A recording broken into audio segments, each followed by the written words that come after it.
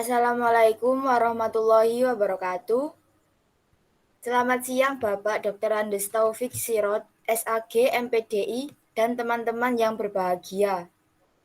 Pertama-tama, marilah kita panjatkan puji syukur kehadirat Allah Subhanahu wa Ta'ala karena telah memberikan rahmat dan hidayahnya sehingga kita dapat berkumpul melalui Google Meet dan tetap jaga kesehatan dan patuhi protokol kesehatan juga. Adapun topik yang akan kami bahas adalah pengetahuan keterampilan dan sikap sebagai materi dan pendidikan dalam perspektif Islam.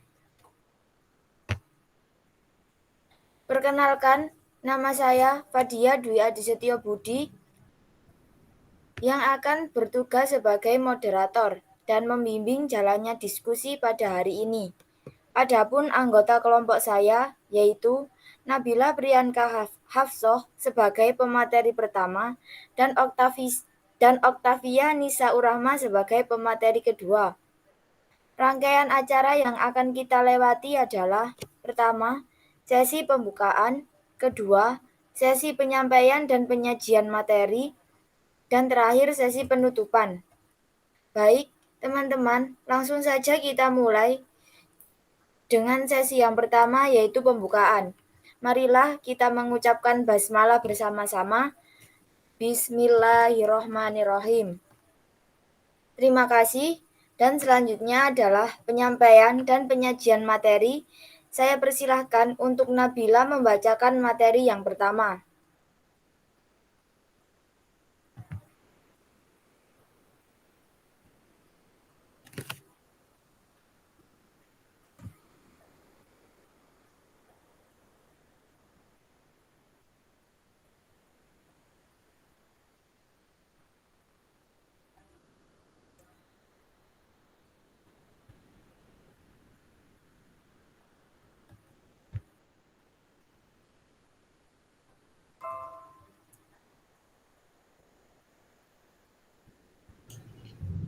Baik, yang pertama adalah konsepsi Islam tentang pengetahuan, keterampilan, dan sikap.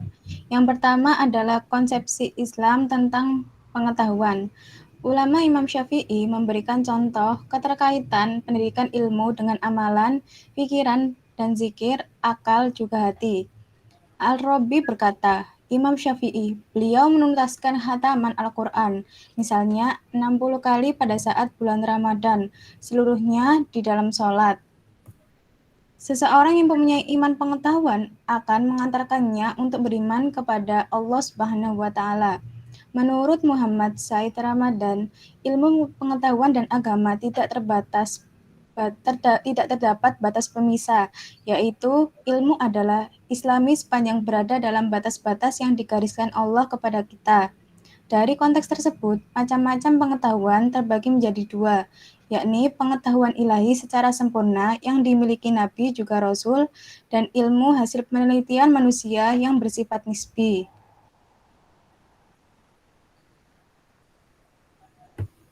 Yang kedua, terdapat konsepsi Islam tentang keterampilan. Dijelaskan dalam hadis riwayat Bukhari, Nabi Shallallahu Alaihi Wasallam bersabda, apabila sebuah pekerjaan tidak dilakukan oleh orang dalam bidang tersebut, maka datanglah kehancuran. Urgensi keterampilan pada saat ini adalah semakin berkembangnya peradaban, membuat manusia harus mempunyai kemahiran atau keterampilan yang akan dibutuhkan, sebab manusia hidup di dunia ini sebagai makhluk sosial.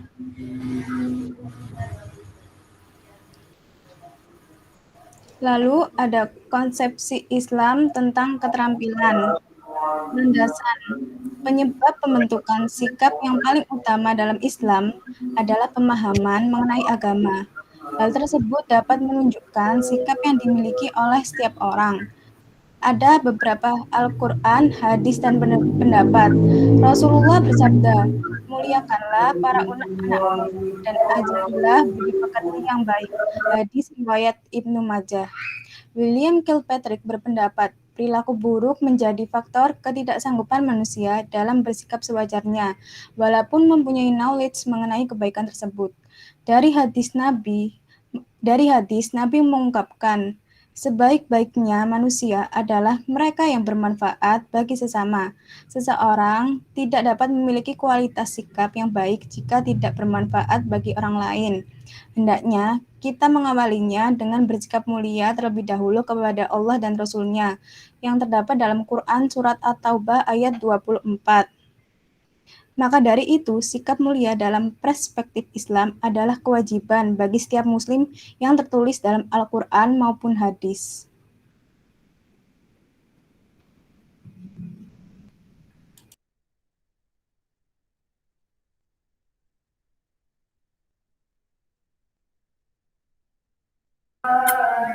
Selanjutnya, saya persilakan untuk Saudari Oktavia Nisaur Rahma menyampaikan jenis dan klasifikasi pengetahuan, keterampilan, dan sikap menurut Islam. Yang kedua yaitu jenis dan klasifikasi pengetahuan, keterampilan, dan sikap manusia menurut Islam. Yang pertama, jenis dan klasifikasi pengetahuan. Ilmu dalam Islam dikelompokkan ke dalam 3 kelompok, yaitu 1. Metafisika, ontologi, teologi, kosmologi, aneologi, dan eskatologi.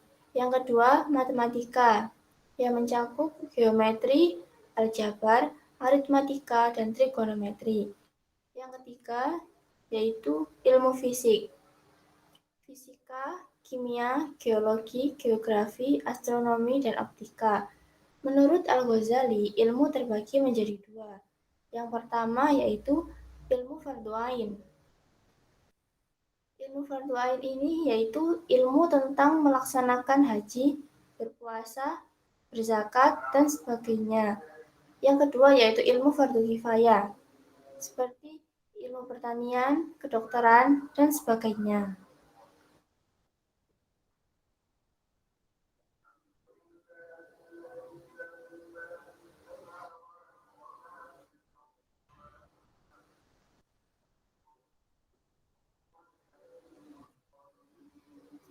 Yang ketiga yaitu menurut Ibnu Khaldun, ilmu pengetahuan terbagi menjadi 2 kelompok, yaitu yang pertama ilmu-ilmu nakliyah, ilmu tafsir, ilmu qiraah, ilmu hadis, ilmu usul fikih, ilmu kalam, bahasa Arab, yaitu linguistik, gramatika, retorika, dan sastra. Yang kedua yaitu ilmu-ilmu akliyah. Yang termasuk dalam ilmu-ilmu akliyah yaitu ilmu mantik, ilmu alam, metafisika, dan ilmu instruktif. Yang termasuk dalam ilmu instruktif yaitu ilmu ukur, ilmu hitung, ilmu musik, dan astronomi. Yang kedua, jenis dan klasifikasi keterampilan. Keterampilan terbagi menjadi 2, yaitu keterampilan fisik. Merupakan keterampilan yang membutuhkan stamina atau kekuatan, seperti membangun jalan, membangun rumah, dan lain sebagainya. Yang kedua yaitu keterampilan non-fisik. Merupakan keterampilan yang membutuhkan kecerdasan, seperti menyusun karya ilmiah, mengajar, dan lain sebagainya. Manusia sebagai makhluk sosial dituntut agar mempunyai keahlian yang berfaedah untuk keperluan individu lainnya. Agar berfaedah untuk orang lain dalam hidup bermasyarakat, seseorang harus memiliki keterampilan, baik itu dalam keterampilan fisik ataupun non-fisik, seperti dokter, ahli bangunan, guru, dan lain-lain. Yang ketiga, jenis dan klasifikasi sikap. Sikap terbagi menjadi 3. Yang pertama, muhsinin. Kata al-muhsinin adalah bentuk jamak dari muhsin. Muhsin sendiri merupakan perilaku seseorang yang senantiasa berbuat ihsan. Sifat ini adalah puncak dari kebaikan yang dapat dicapai.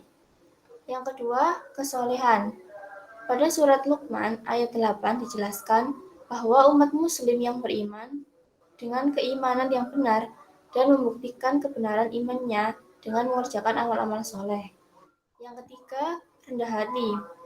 Pada surat Luqman ayat ke-18 sampai 19 dijelaskan bahwa kita tidak boleh memalingkan wajah dan berjalan di muka bumi ini dengan sombong dan dianjurkan untuk bersikap lemah lembut.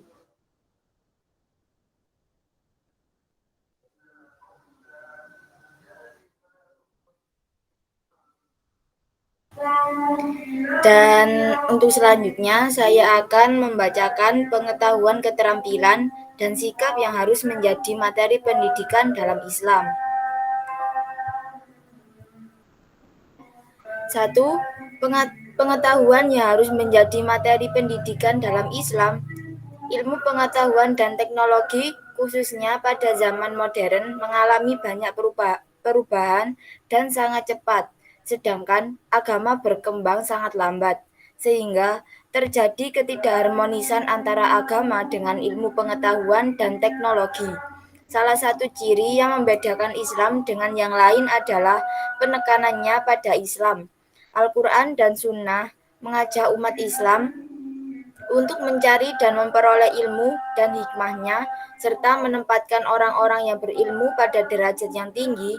Jika kita perhatikan ayat-ayat Al-Quran tentang perintah untuk mencari ilmu, kita akan menemukan bahwa perintah itu bersifat umum, terutama dalam ilmu-ilmu yang disebut studi agama, bahwa Al-Quran menekankan apakah ilmu itu bermanfaat atau tidak. Kriteria ilmu yang bermanfaat adalah ilmu yang ditunjukkan untuk mendekatkan diri kepada Sang Pencipta sebagai bentuk pengabdian kepadanya.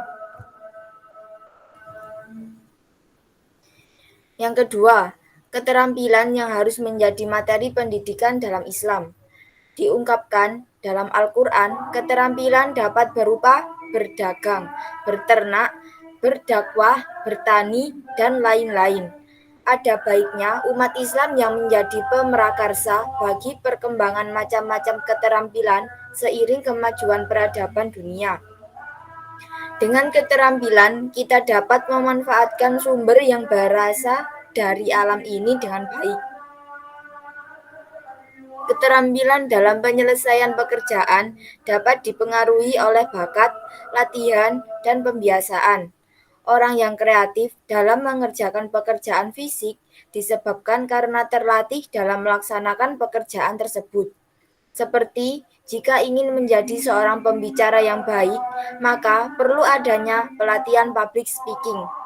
Masing-masing orang dituntut untuk mengambil peran yang dapat bermanfaat bagi hajat orang banyak dan memenuhi masyarakat yang unggul di berbagai aspek kehidupan.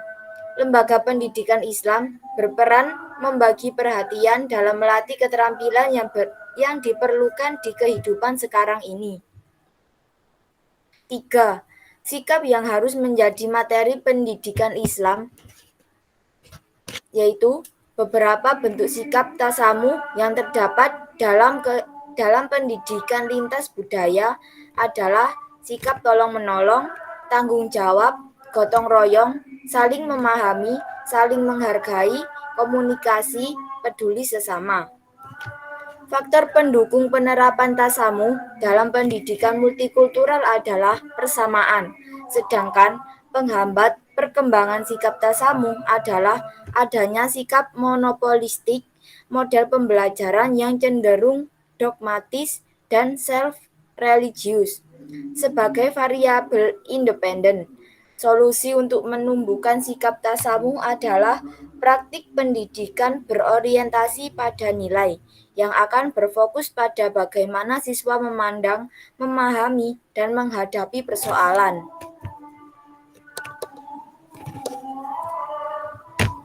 Demikian tadi presentasi kelompok kami. Mari kita mengucapkan alhamdulillah bersama-sama.